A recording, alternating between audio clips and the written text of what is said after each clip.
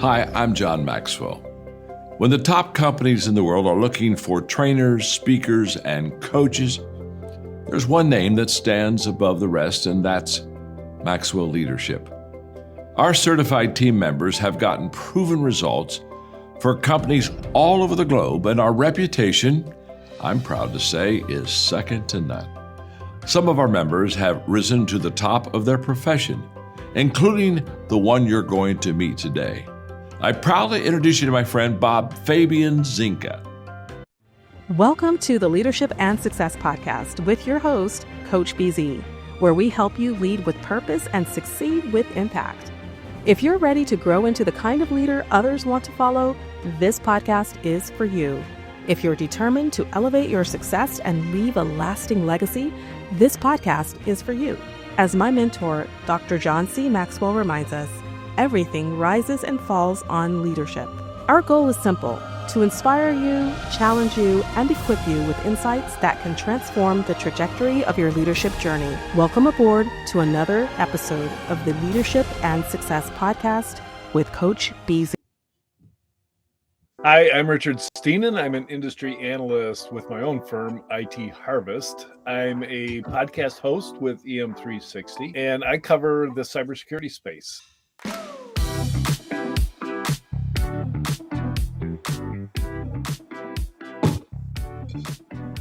I've been in cybersecurity since about 1995, and about 15 years of that as a industry analyst. Back in the 90s, there wasn't a career path into cybersecurity. It was kind of being born around us, along with the advent of the internet. And as soon as I got into the internet, I just fell in love with it and had to shift careers away from automotive engineering into networking.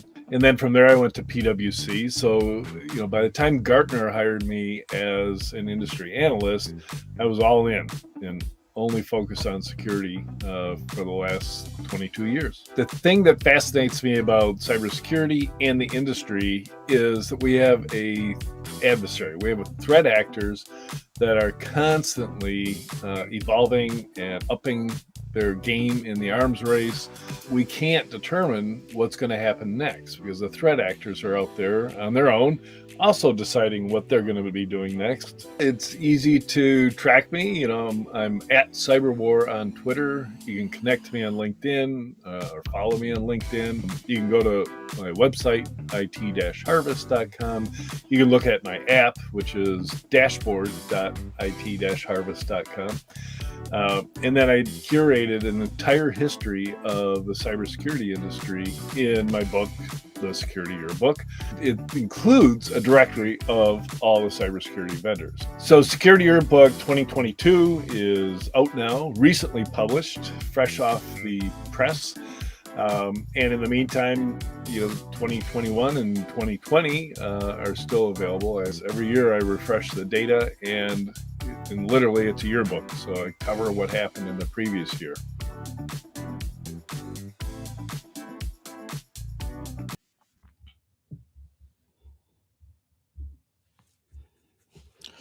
All right. Just so that everybody knows, actually there is an update to the yearbook. So we have 2025 Security Yearbook, a history and directory of the IT security industry. So I hope everybody is going to get a copy today. So before I introduce my guest today, is a legend in our field. Let's start with our moment of gratitude, as is our custom here on the show. So that's where we just take one quick moment, and we want to be grateful every single day. So every time we meet, we just want to take a moment and be grateful. So if you would maybe close your eyes and put yourself in your happy place, and maybe take a deep breath like we learned yesterday. And think about one thing you are grateful for right now.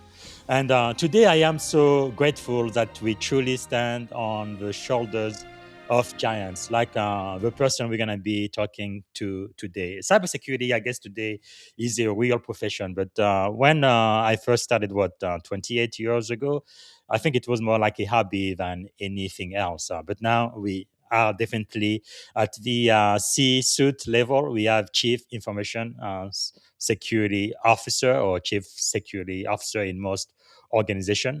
We definitely have a seat at the table. It is a real profession today. And I am so glad that our guest today is really one of the most preeminent cartographer of our industry. So let me see if I can properly introduce him. So I am really overjoyed, privileged, and honored today to be introducing to you Richard Stiennon, one of the most respected voices in cybersecurity, industry analyst, author, and founder of IT Harvest, which over 3 decades of experience spanning vice president of research at Gartner, CMO at Fortinet, and vice president of threat research at Webroot. And as the architect behind one of the most comprehensive cybersecurity industry intelligence platforms in the world. So that's on dashboard itharvest.com. So Richard has helped leaders see the battlefield clearly before making mission critical decisions. He's also the author of the powerful new book, Guardians of the Machine Age: Why AI Security Will Define the Future of Digital Defense. It could not have been more timely. So this conversation matter. And ladies and gentlemen, please help me welcome to the Leadership and Success podcast, Richard Stiennon. All right. Good morning, Richard. How are you doing today? I'm doing great after that introduction. Thank you so much, BZ. Fantastic. No, we are so glad you are finally here. And maybe to get started, what is one thing you are grateful for right now? I was thinking for this, you ask an industry analyst a question, you're going to get a long answer. I was thinking back to when I was a very young man. I must have been 24 years old, out of school, but I had my own startup. And I was invited to Michigan Business School to talk about entrepreneurship. So I'm up there on a panel with, I'm an entrepreneur and that I've got employees working at Pontiac Motors, but sitting next to me was somebody who had successfully started an internet business and sold it already. And we're talking, like 1985. Wow. And everybody asked the question, or somebody asked the question, what is the key thing that it takes to start a business, to be an entrepreneur? And I forget what I said, but the guy next to me said, a loving and supporting spouse. And I remember just feeling that, in my chest, because at the time I didn't feel that I had that. So fast forward a couple of decades, and I do have a loving and supporting spouse, and that's what I'm grateful for.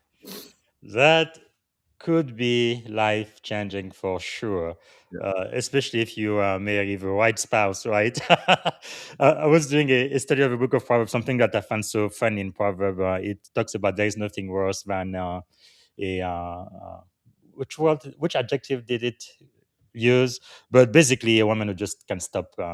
Blah blah blah blah blah blah. So he was saying something like it's better for you to live on the top of a rooftop than to be in a brawling woman than to be in the house with a brawling woman. So hopefully, what we want is Proverb 31, the virtuous woman, and it's true. When you marry well, your life is so much simpler. Wow, that is so powerful already. So, is there something about you that most people may not know? Yeah, I was president of the University of Michigan Juggling Club. Wow, that's pretty impressive. And also, you told me in the green room, I couldn't believe it. You've written more than a dozen books about our industry. But one reason why you didn't want to go for your master's back in the day was because of a dissertation. Yeah. So I was all the way through high school, all the way through my life, I've dealt with procrastination. As I really feel for people who can't complete things, because that's so difficult to believe today. Wow. Everybody says, "Oh, how could that be?" Because you're so productive. But man, in college, grade school, high school, college, I would not complete the assignments. And so I got through aerospace engineering school without doing any of the homework assignments. Luckily, I can make up for that because I'm really, really good at taking tests. Yes. So I can pass exams, but not get the points for the homework. So I didn't think I could ever get a master's degree because at the time, They all required a thesis or dissertation.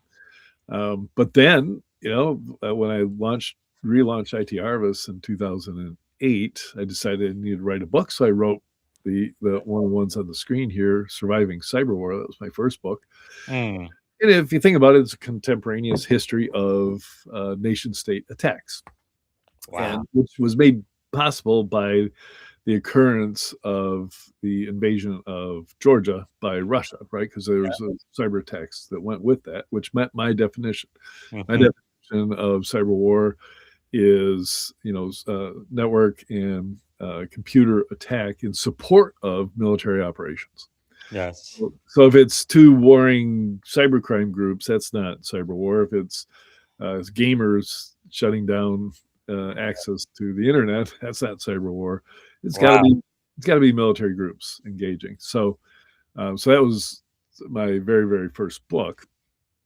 And I realized, hey, if I can write a book, I can go back to school, Yes, get the academic foundation, so I can realistically be a historian. wow. It turned into my third book, There Will Be Cyber War. So That's- this is basically a dissertation. Yes. Yeah. Wow, that is really, really fascinating. And especially we talk in the green room as well. You've never been in uniform. Most people in the industry, they don't even know what cyber war is, and they usually don't even think about nation state or anything like that when they think about their risk register and what type of threat they might be facing. So to me, that's really, really interesting and fascinating. So what do you think? Why were you? How can I say this? Attracted towards cyber warfare? What was the insight? You think? Yeah. That's curious. Well, it was the intersection of my profession, which is, cybersecurity and cyber defense, with my interest, which is warfare, right? I've been reading classic warfare texts since I was probably 12 years old. Fascinating. And I'm a real believer in the close marriage between warfare and technological innovation. Mm-hmm. Wow. And of course, tons of examples out there, but even, modern organizational structure was modeled off of Napoleon's introduction of staff organization, right, to militaries. And that just permeates, right? And we're seeing it in action right now in Ukraine as drone technology is, being innovated faster than ever before, all because a bunch of people's lives depend on it. And so, it's Ukraine's existence depends on them innovating faster than anything else.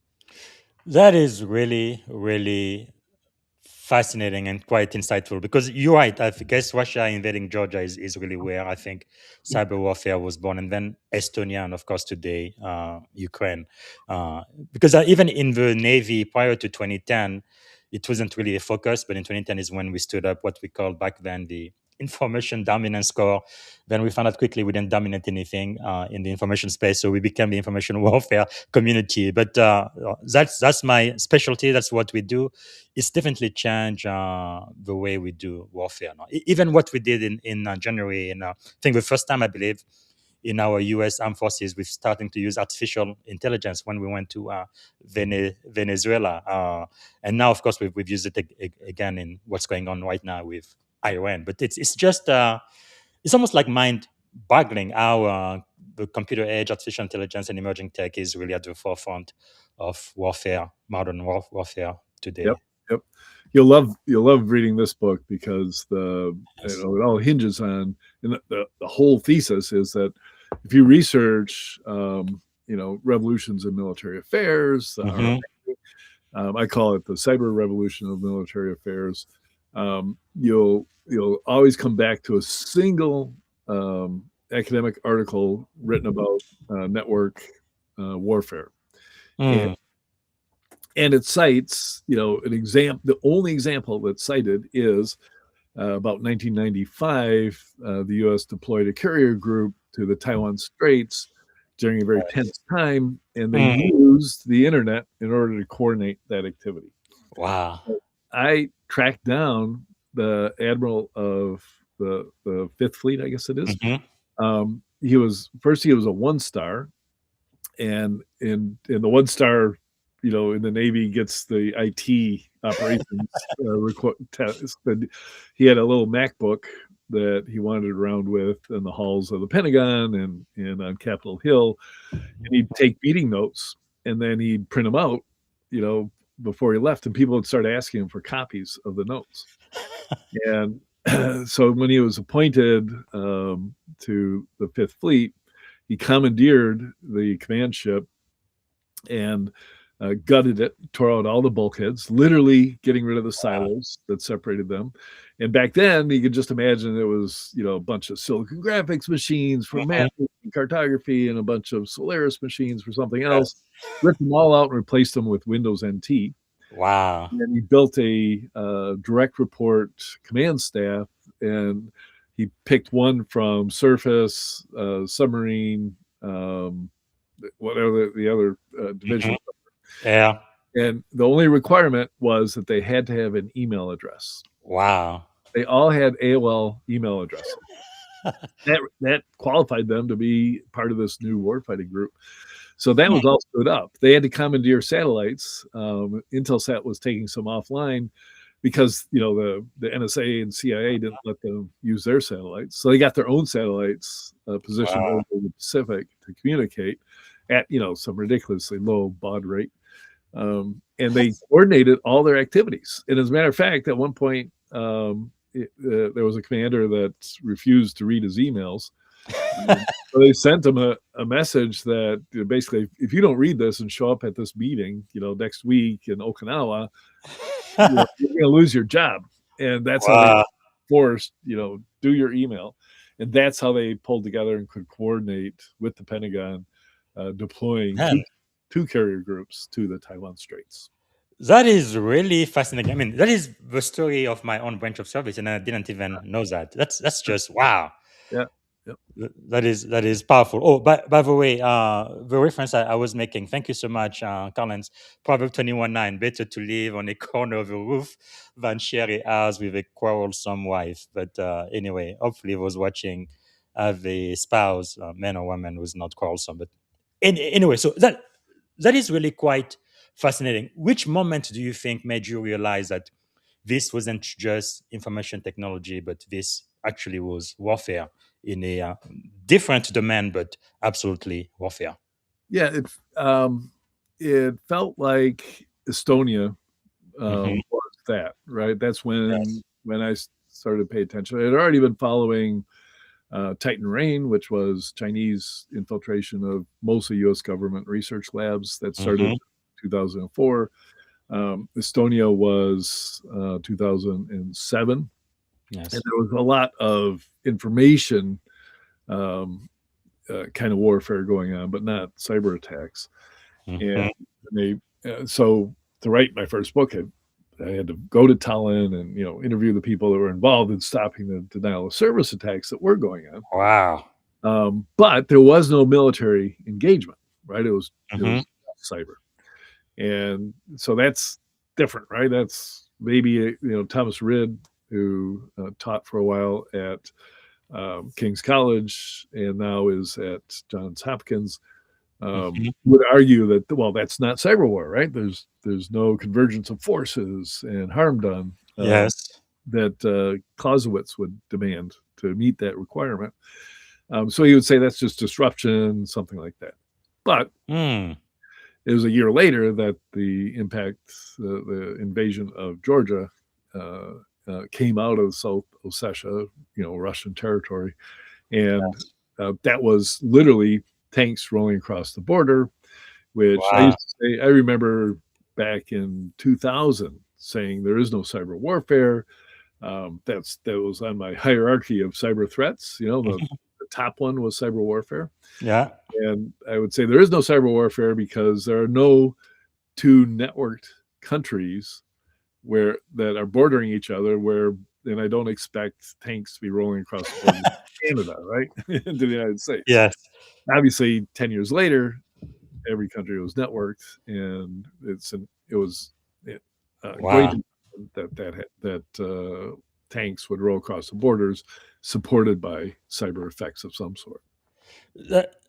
That is just fascinating. I mean, I am so glad I am living in the 21st century, the age of AI, because I mean, every day we have new challenges and a new way to apply technology to warfare or medicine. Or we can do good or bad with it. But you also founded one of the first ISPs, right, to advising global CISOs. What leadership lesson has remained constant through all that change?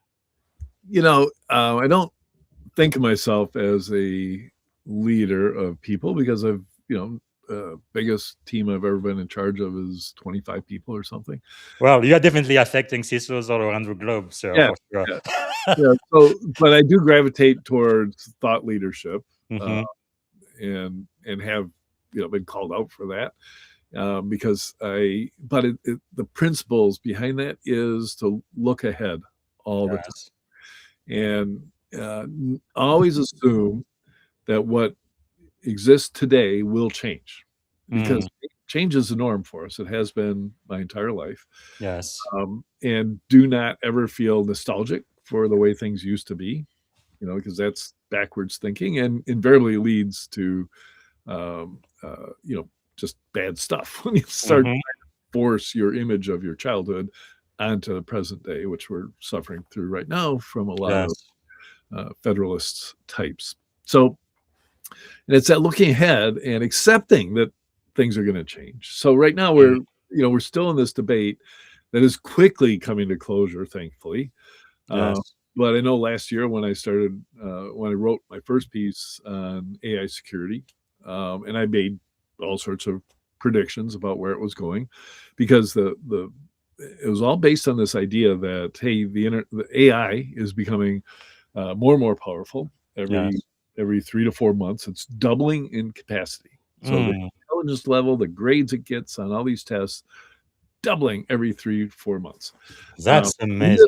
when you have something improving that fast, it's going to impact every corner of our lives, especially Yes. digital ones. And cybersecurity is all digital. Uh, Yes. so therefore, I just said, okay, let's take their scenario planning and apply it to cybersecurity. This team that came up with the AI 2027 report, their scenario was by the end of 2025, last year, most AI research organizations will use AI agents to do the job of their researchers. Mm, And by 2026, 100% of all AI research will be done by AI researchers. And all that is played out. That's exactly what's happening. That's yes. in February when the latest versions of OpenAI and Anthropic came out. They were trained on their own model. The model trained itself. Mhm. Uh, what do they call it? Recursive self improvement. Yes. That means we're going to see the types of just groundbreaking changes that we've seen in the last 3 months. We're going to see those every month or two from here. Mm, We won't be able to even grasp the changes that were made possible and the improvements that were made possible before yeah. there are better improvements That's coming. crazy. It'll Wow. be out of control. So a year ago, saying that, hey, in the future, we are going to totally automate SOC operations, I Mhm. got a lot of pushback on that. And I was derided in public forums on LinkedIn Mm, as being, a dreamer, following unicorns, whatever. yeah. I guess that's the burden of thought leadership, isn't it? Yeah, yeah. I've been there before and get criticized for that. Um, and one of the areas I think that is changing this for people, if you just watch, some of the research that's being done on vulnerability discovery from Yes. AI. So we know that Anthropic, ran a very, very short experiment and discovered 500 vulnerabilities in open source Mhm. software. Some of them highly critical vulnerabilities. Yes. Two of them have been patched so far, but in open source, it doesn't help to patch. Doesn't mean, oh gosh, now you Mhm. can tell the bad guys about it. You shouldn't, but we do, uh, Yes. because nobody updates all of their software like they should. True. So, boom. Why do you think that is? Because that is really a problem in our industry from day one. Because right, I think I'm pretty sure it's still about the same. About 5, 6 years ago, IBM had the report where they say 99% of all incident, all of them, 99% is due to people just not patching the system. So simple. but nobody does it. First, a couple of things, because I'm going to disagree with the 99%. I learned my lesson the hard way. When I first joined Gartner, there was a new, severe vulnerability in Solaris. Mhm. And, back then in Oh, that- 2000, that's what most enterprises used for their servers. Yeah. So I issued a Gartner Fast Take, which basically was patch immediately. Mhm. And so the next week I get calls from CIOs, and, we use these things called handsets back then on the phone. And I could tell it was a room of 20 people. And the CIO says, "You're an idiot. We have 2,000 Solaris servers. We have to schedule them for downtime on a weekend. People have to come in order to take it down and patch it, test it the whole weekend, and then redeploy it. And Mm. it will take us 2 months to do that for 2,000 servers. Wow. And is in that 2-month time period, there'll be another severe vulnerability that needs patching." So that was the last time I ever told anybody to patch now. And Mm. and I criticize CISA quite a bit, because they've appointed themselves as being the patch now department of government. Mhm. It no matter how loudly you blare on that megaphone, it's not going to happen. People Yeah. are not going to patch now.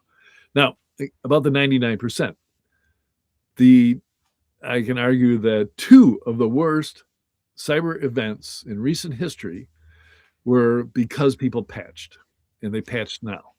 And that Mhm. is, of course, not Petya, Mhm. right? So as a Russian GRU created a worm that they deployed through an update of a software package called Medoc in Ukraine, right? Spread throughout the world.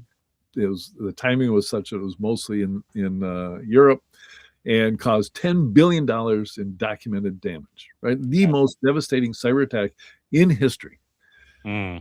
So that was people just blindly updating, right? Patching, If you had been the person who didn't update, the next day you would have said, "Boy, I better not update," and you would have been fine. So the other one, of course, just like that, was SolarWinds. So it was the competitors to the GRU, as the SRV. Mhm. They invaded a U.S. Software company and Yeah. interfered with their update cycle. So once again, patching now is been identified to the bad guys as the easiest way to get into the targets. So therefore, don't patch now. Turn off all of your automatic patches. Do not be Delta Airlines that automatically accepts updates from CrowdStrike to a kernel system that everything runs on. I mean, we go into hours-long discussion about why in the world everything's running on Windows. Mm. Why would you do that? But that's where we're at. So, which advice would you give then to senior executive listening to the podcast right now when it comes to managing vulnerability and patching their systems? So sandbox every single patch. So test it in an environment that reflects your own environment.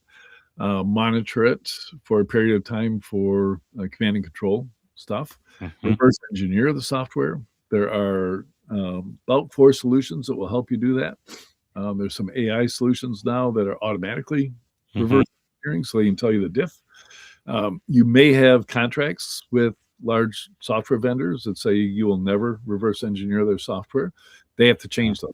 And that's the one thing CISA could do right now. Yes. They can step in and say that is wrong, and you will retract that or change your contracts. Yes. So the reverse engineering for security purposes is allowed.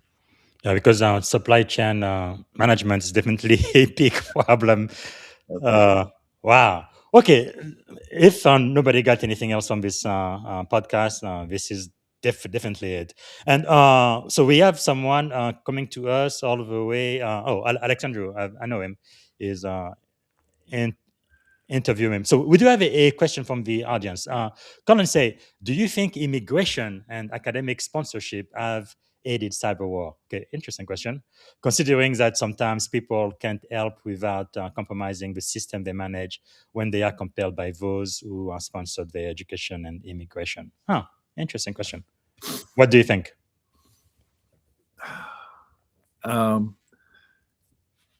Let me preface it by I'm in complete favor of immigration. I think we should have open borders. everybody can come to the United States. Me Now, too. Otherwise, I wouldn't be here. But yes, yeah, go on. absolutely. That said, I have personal exposure to how it works. We're talking specifically China, right? So Russia, the United States, Britain, France, everybody manages spies in pretty much the same way, right? They recruit Joes in the field, and then they manage them, with their handlers. That is different. China, kind of by being Chinese, you have to respond when the Chinese government asks you for something. So if you're in a position to know something, they're going to ask you to give them stuff. It's like working for the mafia, I guess. So I went to speak at a conference on the western side of the state of Michigan in Grand Rapids, and a small conference. I was on a panel, and I forget what we were talking about. And then as I was driving home from the conference, I got a call from somebody who was there who told me he used to be with the NSA, and he had stepped into the hallway to take a different call, and when he came back, he saw that a Chinese student had come into the room and sat in the back row and was taking meticulous notes.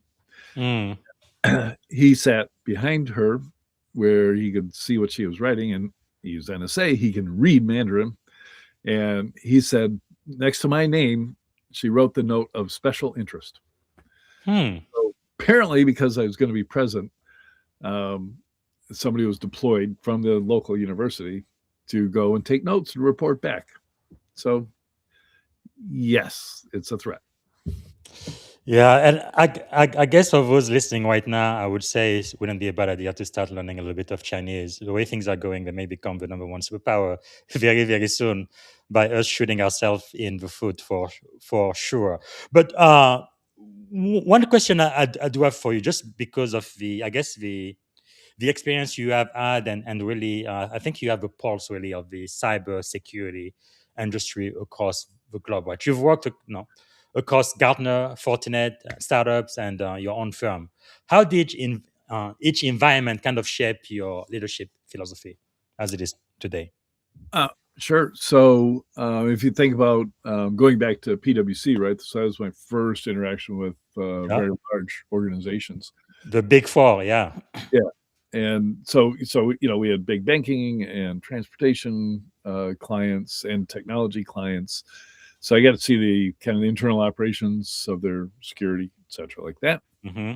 So that was an exposure to kind of the regimen of a large enterprise. And one thing, a takeaway from that is that enterprises will spend tens of thousands of dollars to have an outsider, PwC, come in and tell them what they could have found out just by asking their own employees. Because that's what I would do. I would go to the system administrator and tell him I'm doing a security audit. And he'd say, "Oh, look at this. We've got an e-commerce site, and we store all of the credit cards in clear text on the server."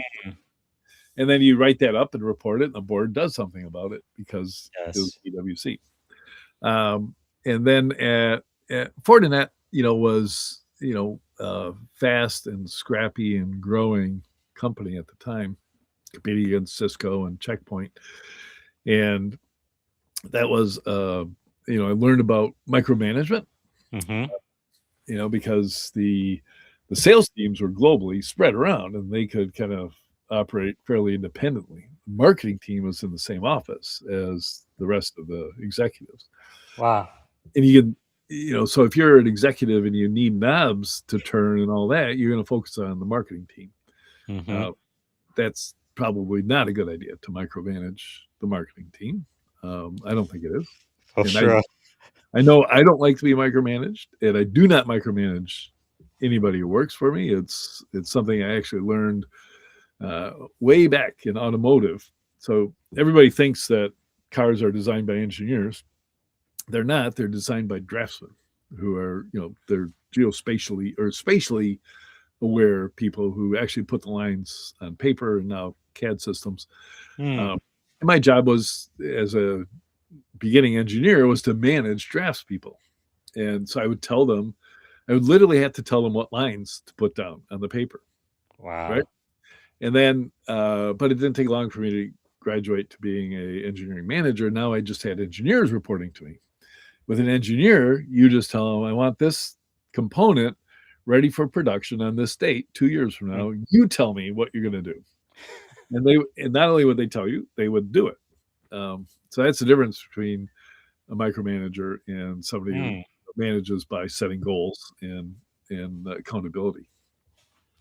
Wow, that is quite fascinating. Like I say, you do have a pulse on the cybersecurity industry. Let's talk about industry insight for just a moment, because you have mapped out thousands of vendors. I believe you are the number one company right now in the world with the most tracking of the most cybersecurity vendors all across the globe.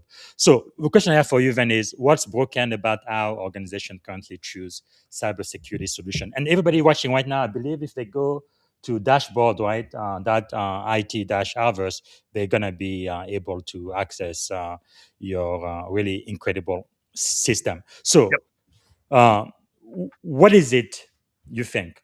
Yeah, we know it's broken because all the CISOs on LinkedIn complain bitterly Yes. about salespeople reaching out to them.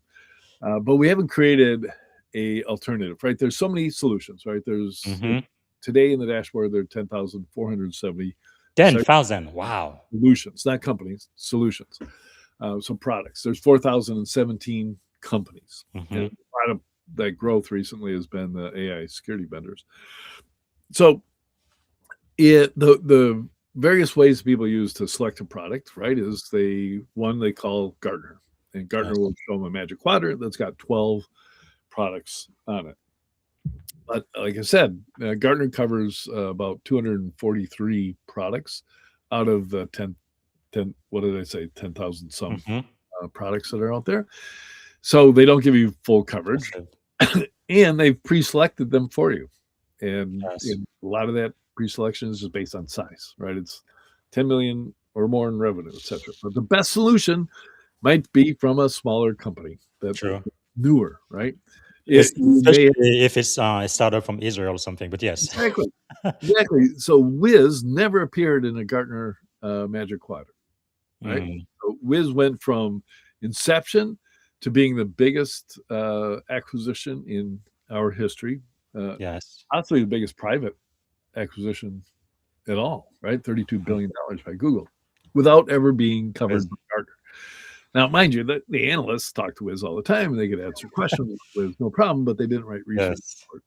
So how do you discover the next Wiz? You'd rather select the next Wiz now than wait until Gartner knows about it.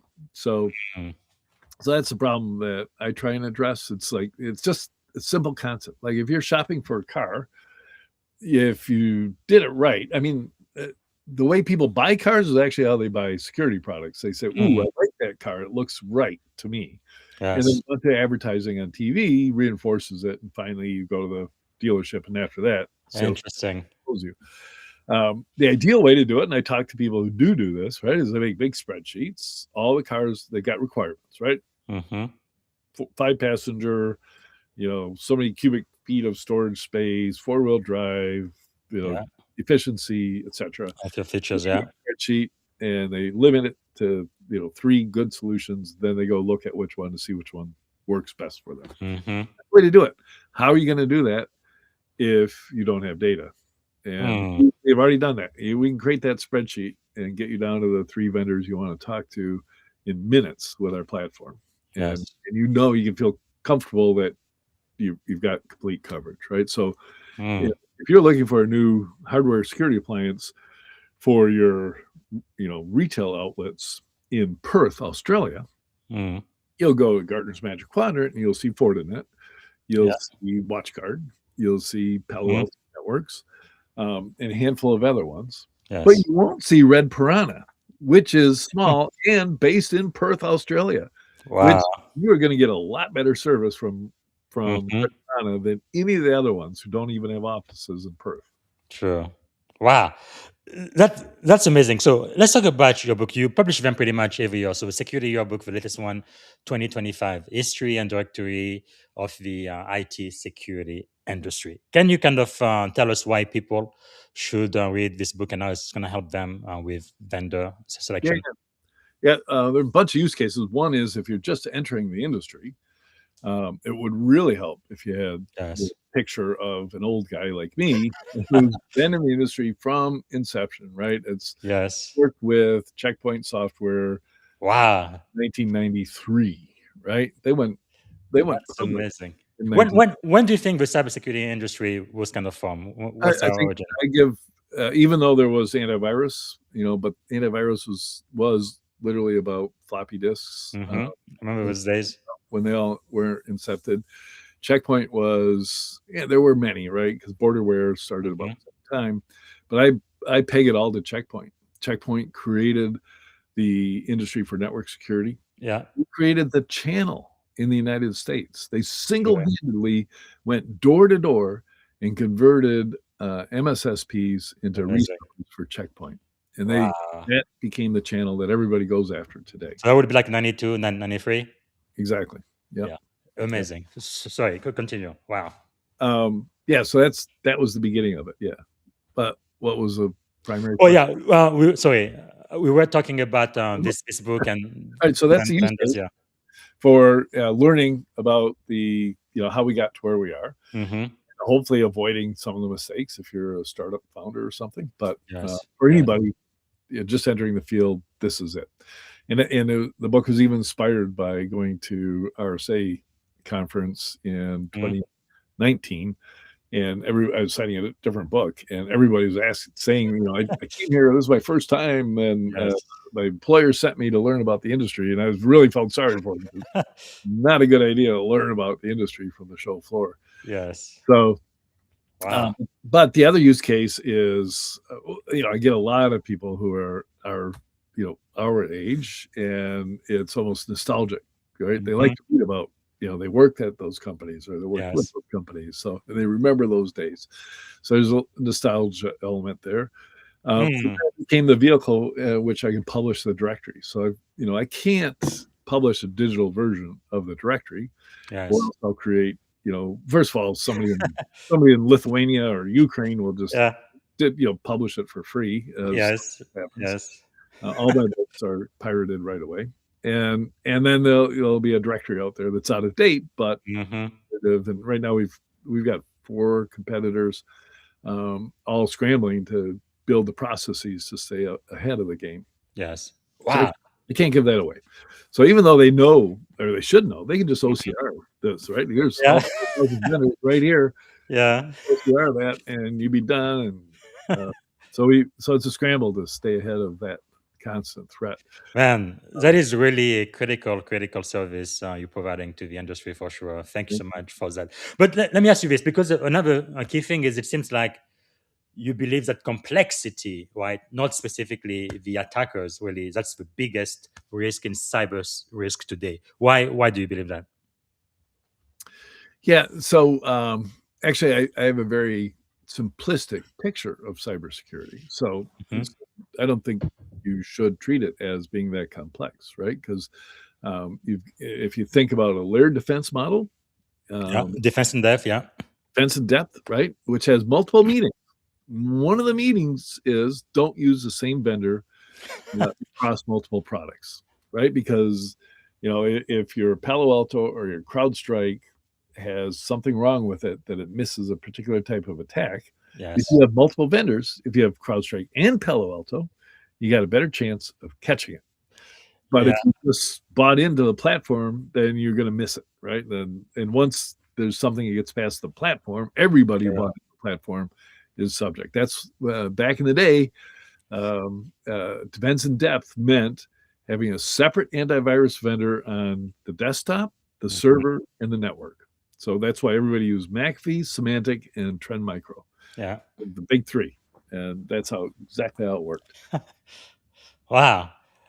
Interesting. So, what do you think separates leaders today who thrive in complexity from those who are overwhelmed by it? There's an element in their makeup.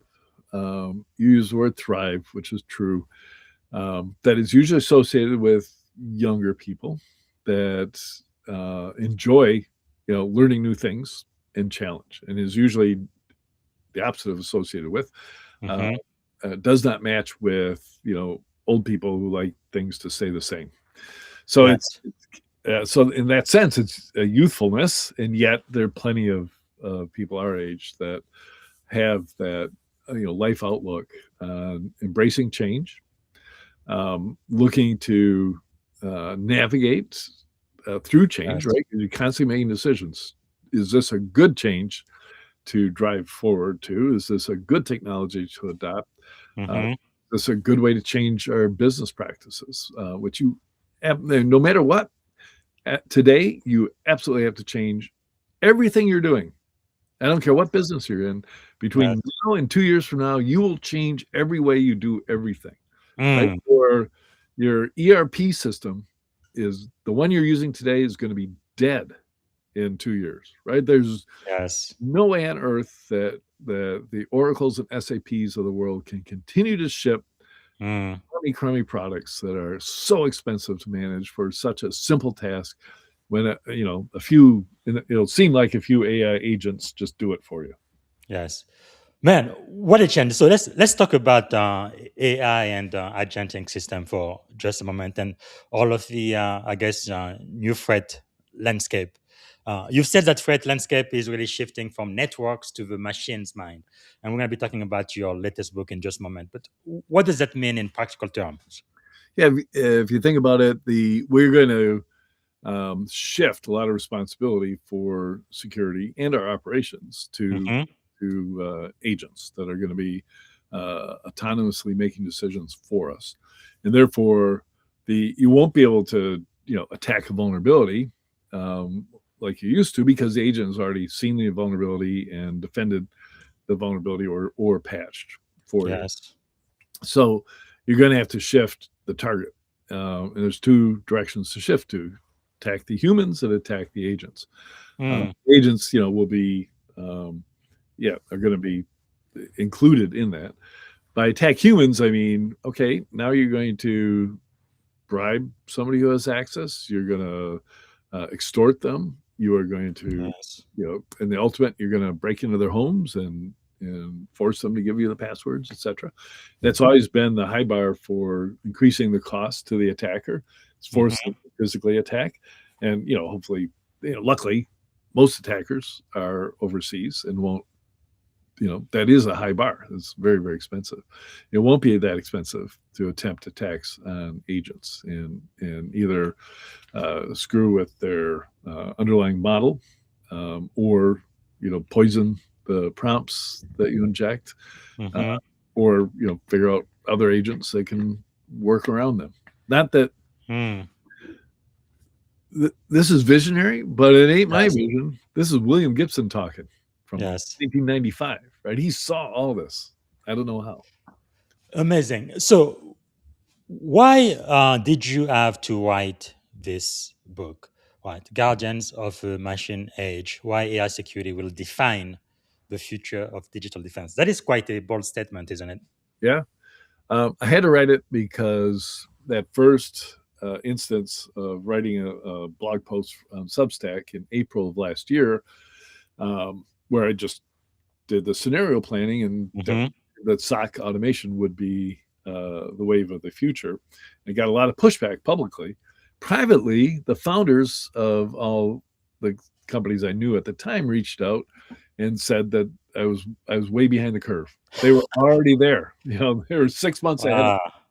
So I realized that, this is going to move really, really fast. So, and then there was some impetus. So my publisher for Security Yearbook Hmm. to me early November last year, and they said, there's still too many print copies in our warehouse. If we sell the next one, if we put it up there, nobody will buy the old one. So we're not going to publish 2026 version. But I was already planning. When I write a book, I need a week Hmm. in a cheap hotel in Mackinac City, Michigan, looking out over the Straits of Mackinac. And To force you to write, right? unfortunately, right. I'm paying $99 a day for this. I better be Yes. reading and not watching Netflix. So Yeah, that's so funny because I believe Maya Angelou did the same thing when she had to write a book on the contract. She would get herself in a hotel with no yeah, distraction and yep, write. yep. It's it's a way that we procrastinators, build up such a barrier to procrastinating that we have to actually just do it, right? Yes. And have an accountability partner, Mhm. thus loving and caring wife. And so somebody knows what you're doing, right? So you have to Yes. report that you've actually been writing all this time. And when I set off so I went ahead and I said, well, I'll just write another book. And what should it be? Well, I was already working on a chapter for AI security, which I wrote about in the 2 previous editions, Yes. to the point where so January 2025, when this book was published, there were 80 AI security vendors. Wow. Okay. And Amazing. so, starting to indicate to me that something was happening. But when I went off to Mackinac City, I went back and looked at all 512 vendors that have been founded since 2022 to see if I'd categorized them as AI security. Yes. Because in 2023, I wasn't covering AI security. Mm. So that got me to 295 AI security vendors in November. And so I wrote the bulk of the book in that short week, but then between November and February, that number went up to 378 vendors. Wow. So it was really hard to finish the book and say, okay, this is a cutoff. Some vendors didn't get it right up; they just got listed in the directory. Mm-hmm. And right now, today, there are 409 Wow. security vendors. Yeah. So it's still growing. That's amazing. Because something you've said in the book is AI is pretty much reinventing cybersecurity itself. Again, that's quite a bold statement. Yeah. Wow, becoming a backbone of modern defense. Can you expand on that, please? Yeah.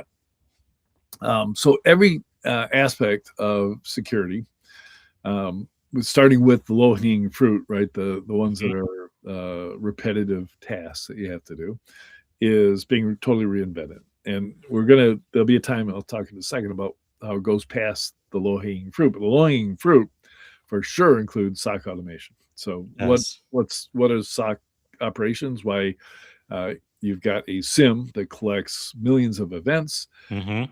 and it uses some algorithms to decide which events you should look at when you come into your shift. And you got a big list, that hopefully has 10 red ones that you look at, but probably has 1,000 red ones, because nobody likes to make that decision that something's okay, right? Mm-hmm. And you just hire a lot of people to look at them and somehow distribute the workload for you to triage the alerts. And then, that's tier 1s, tier 2s, take the alerts that could be something and do the investigation and threat hunting and all the rest. And tier 3, start the incident response if something bad happened. So all that should be automated. And there are vendors, Command Zero was the first to say, we're going to do it all. Okay, all the way up to tier 3. There are 68 SOC automation solutions that will do 100% triage on all of your alerts. So no more making decisions about what to look at, what not to look at. You just look at everything, right? And you turn everything into a case. Do the threat hunting on everything and take responsive action to those things that you can, that you just should. That's amazing. There's vulnerability management comes to that, right? Onerous task. So you can do it one at a time. Do that as well. Pen testing, breach, red teaming, whatever you want to call it. Incredible. Easily done by AI. Data leak prevention. Mm-hmm. So data leak prevention is all algorithmic today. AI can use context. Decide whether the CFO should have sent that email to the chief of operations. And you go, okay, but current DLP solutions create an alert that a human has to look at and investigate as if it's and it goes further and further and further. The one thing that is rare, there are only a couple solutions for, is, okay, what if you got rid of the firewall?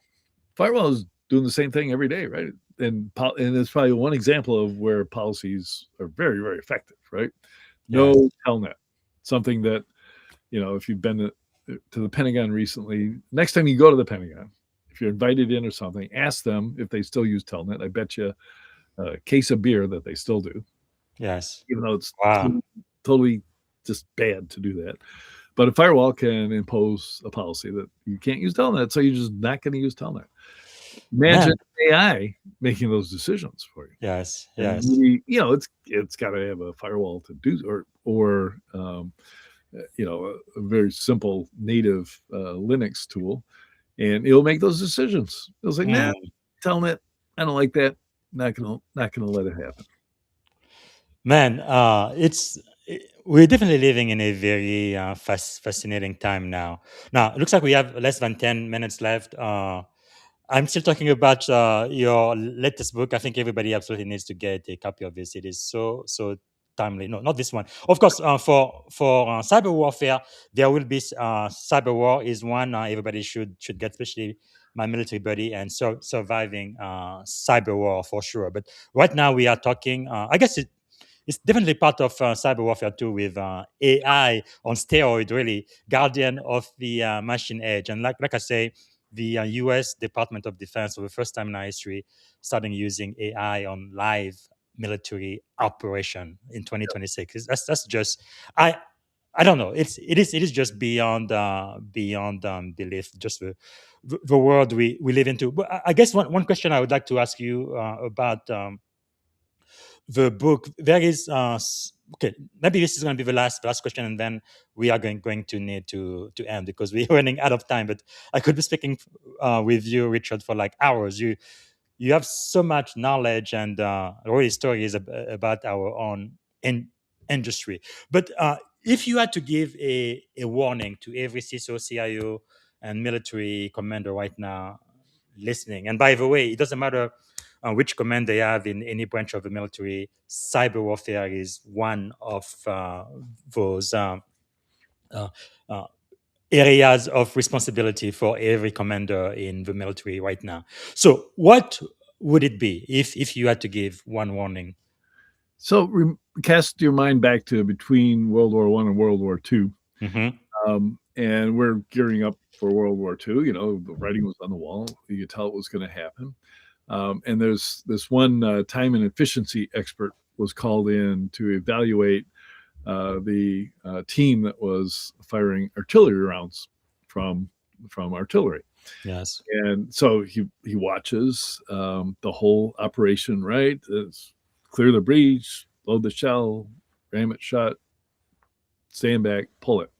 Mm-hmm. And the guy's looking at it and taking notes, and he's got a stopwatch, and he says, but I've got a question. What are those two doing? So there were these two people standing 20 paces away at attention. And the sergeant in charge says, oh, they're holding the horses. Yeah, here we were, at least 30 years since the last horse-drawn artillery piece, and they had not changed the drilling that went into training troops, right? And so my advice is, do not be the person who's holding the horses. Yes. Right? Question what you've learned to do and what you're trained to do. This applies to doctors too, right? Same thing. And really look for efficiencies in adopting the new technology. Everything changes when you move from horse-drawn to motorized carriages. Wow.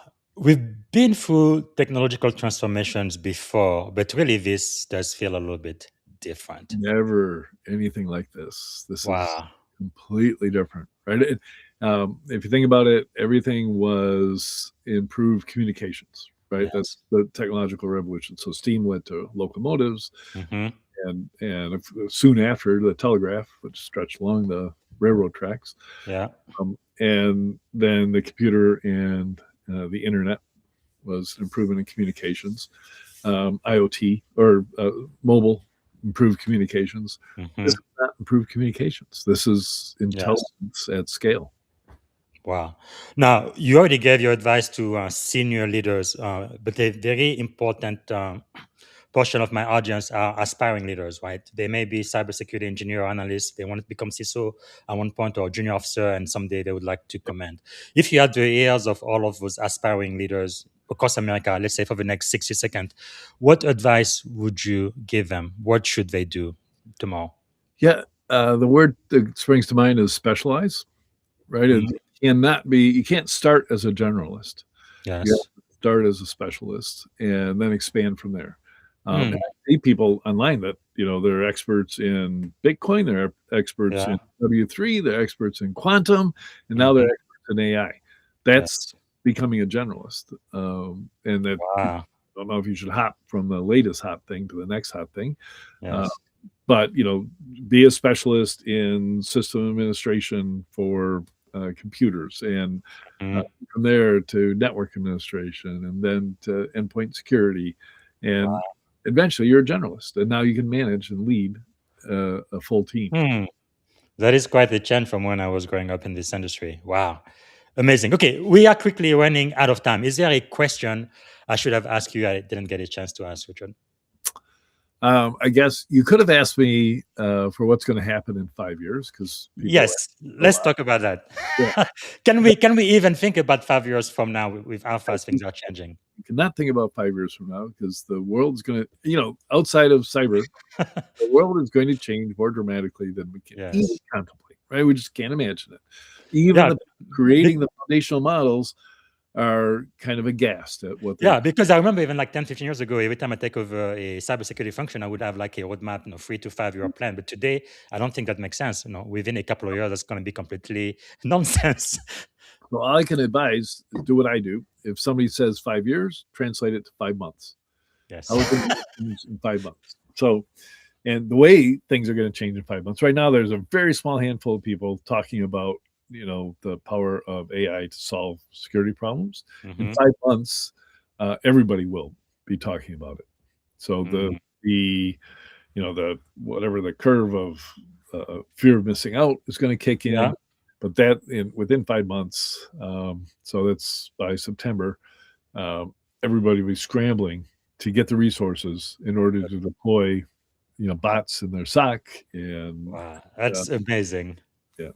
Wow, what a time to be alive. Okay, we are definitely running out of time, Richard, but we have so much more to talk about. But how can we add value back to you?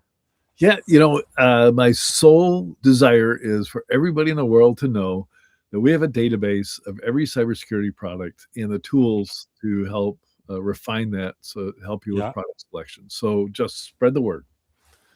And that's dashboard, right? Yep. itharvest.com. Let me make sure to add that here. Yep.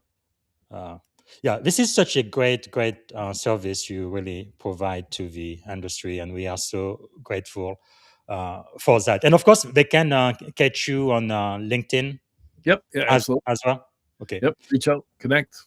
I'll follow back. I think there are limits on how many connections you can have, but It's 30,000. I'm 3,000 away from there. But Yes, 30,000. And yeah, now when I need to connect to somebody, I have to disconnect with somebody else. But definitely LinkedIn, Stiennon, and then the website dashboard.it-harvest.com. And of course, we want everybody to get a copy of Richard's latest book, Guardians of the Machine Age. And for those who are in the military like me, I think you definitely want to also get a copy of Surviving Cyberwar, and especially there will be Cyberwar. And for everybody else, Security Yearbook 2025. When is 2026 going to come out? there will not be a 2026. Oh no. Okay. So there may be a 2027. We'll see. Okay, 2027. Okay, we're gonna be looking forward to that. All right, so this is really the end of the show because we've run out of time. So if I can ask you just one last question, because I kind of like to leave the show on a very positive note. We talked about cyber war; it's very scary stuff. But what are you feeling optimistic about these days? I am feeling optimistic that we are going to solve a lot of the major problems that have haunted humanity Hmm. for since our existence. We'll see it first with health and medicine, and Yes. that's going to be a direct fallout from application of AI to the Hmm. problems. We're already seeing it in medicine. We'll see it in material science. So there'll be new things that you might not know were developed by AI, but Yes. materials are stronger, stiffer, more durable. The the question of whether or not we will see improvements in everybody's life is, I'm hopeful, I'm optimistic that we just Yes. can't visualize it, but that it will be there, and not the devastating loss of jobs that people are worried about. Because I think the adoption of AI, even though we see massive layoffs that are blamed on AI, I don't, right? CEOs always latch onto the latest thing as a good excuse that Yes. thinking Wall Street will like it, but I don't think that Oracle really lays off, thousands of people because of AI. I doubt that far along the AI path yet. But if you do get laid off, move fast, create something with AI. Literally anybody with any technical background or not, or artistic background, can just get on Cloud Code and start making stuff and see if you can start your own company. Amazing. Well, thank you. Thanks so much. Our very last question, and this is going to be it, is what is one word that represents our shared experience on this podcast today? I think vision, because Vision. we've been looking ahead. Yes. Well, thank you for being the cartographer of the cybersecurity industry.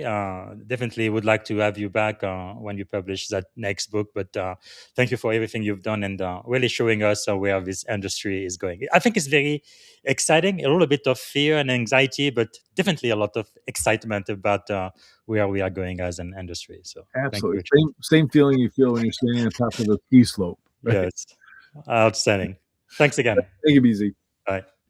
All right, everybody. That was Richard Stiennon. And again, get a copy of his latest book, which is Guardian of the Machine Age: Why AI Security Will Define the Future of Digital Defense. I think that is bold, but that is definitely the world we are living in today.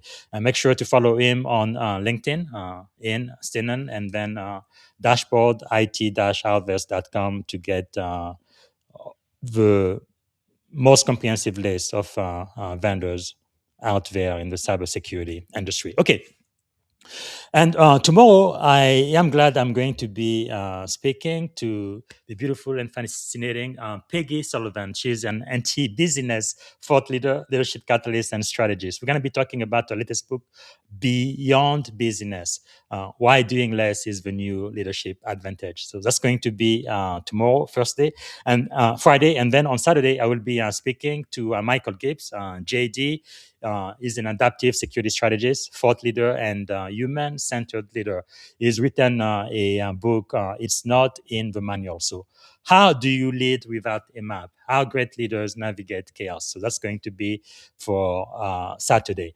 And as you guys know, we've been celebrating Black History Year since Black History Month in February, because it felt like 28 days is not long enough. And for today, which is April the 2nd, so I kind of have two vignettes. The first one is the date today. And on April the 2nd, 1963, that's Bill Connor there. It was about really when power refuses accountability, a leadership failure the world could see.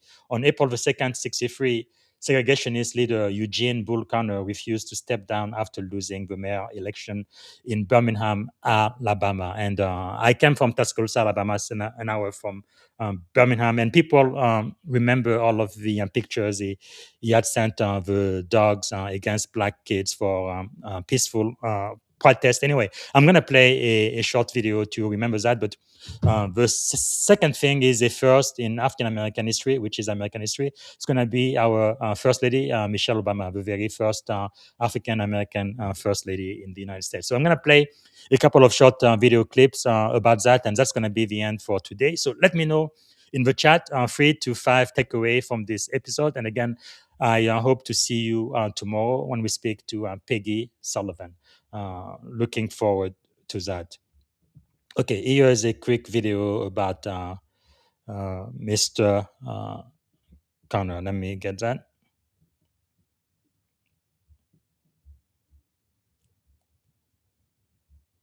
Oh, hold on. I think I need to refresh this page.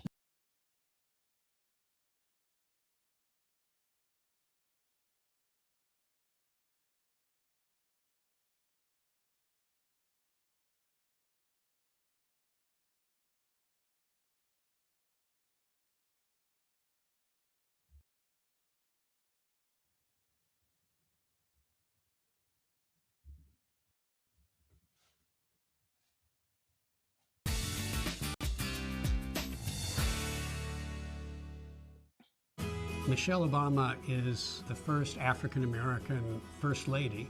She will always go down in history for that, and she will always be seen as a pioneer for others to follow. Born Michelle LaVaughn Robinson on January 17, 1964 in Chicago, Michelle Obama was raised in a blue-collar home on Chicago's South Side. She went to Princeton University in 1981, and then on to law school after her college graduation. After she graduated from Harvard Law School in 1988, Michelle Obama moved back to her hometown of Chicago, where she began working at a law firm. She was assigned to be a mentor to a young summer intern named Barack Obama, who then decided he wanted to ask her out on a date. As his mentor, Michelle thought that was inappropriate, but eventually she did relent, and they ultimately married on October 3rd, 1992. Michelle Obama left corporate law to work in the public sector in 1991. She briefly worked as assistant to Chicago Mayor Richard Daley, and later started a nonprofit to help train people for careers in public service. She became an associate dean at the University of Chicago in 1996, and then a vice president at the University Medical Center in 2005. In addition to being the top breadwinner in the Obama family due to her position at the University of Chicago, Michelle also gave birth during that time to two daughters, Malia in 1998 and Natasha, known as Sasha, in 2001. Michelle Obama helped her husband get elected to the Senate in 2004. She campaigned with him while still trying to maintain as normal a life as possible with her daughters and raising them. When Barack Obama ran for president in 2008, Michelle took a leave of absence from her work to help with the campaign and still have time for her kids. Michelle Obama officially became the 44th First Lady of the United States when her husband was sworn in as president on January 20th, 2009. She was extremely effective in a number of her initiatives as First Lady, including Let's Move, which was a program focused on eradicating childhood obesity through fitness, as well as her extraordinary work in supporting military personnel and their families. Michelle Obama, in a time of extreme partisan politics, has found issues that both parties can agree on and that really bring people together. During Barack Obama's 2012 re-election run, Michelle Obama traveled the country to support him and played an important role in his success. She was so popular and effective on the stump, she earned the nickname the Closer. Michelle Obama is a phenomenon in the White House. She has managed to navigate the racial divide in this country, the gender divide, and the demands that she do something meaningful. Michelle Obama is a popular First Lady. She was clearly a good mother, clearly a good wife. Her husband clearly listened to her, and she was a vigorous, attractive presence. It's hard to know what Michelle Obama will do after the White House. She has the experience, the temperament, the education, and the visibility to assume importance in many sectors. Mark Twain is now thought of as America's first celebrity because he was so good at capturing the public imagination, and it became important to him to have a public image. Thank you for tuning in to the Leadership and Success Podcast with your host, Coach BZ. If today's episode added value to your leadership journey, be sure to subscribe, share, and join us again for more wisdom nuggets on how to lead better and achieve greater success. Remember, leadership is the most critical skill of our time. The world will always need leaders to inspire others, drive innovation, and execute meaningful strategy. So why not count yourself among the bold leaders shaping the 21st century? Until next time, stay inspired, stay committed, and keep leading with excellence.